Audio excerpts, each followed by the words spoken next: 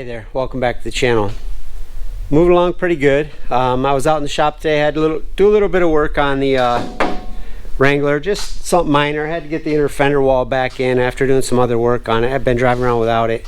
But today, I'm just cleaning up parts. I took some of the hardware right here to the wire wheel rather than replacing it, just cleaned it all up. And that comes off of the starter solenoid.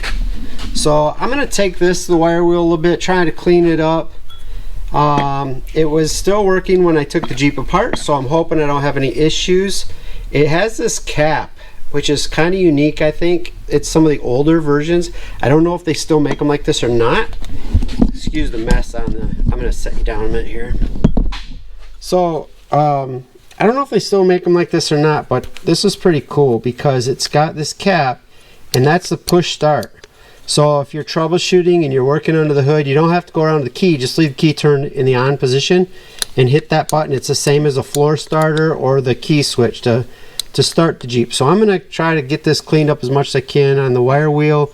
Maybe some hand brushing. We'll see what I can do to get it cleaned up, and hopefully this is still good. We can reuse it. I already did the bottom a little bit.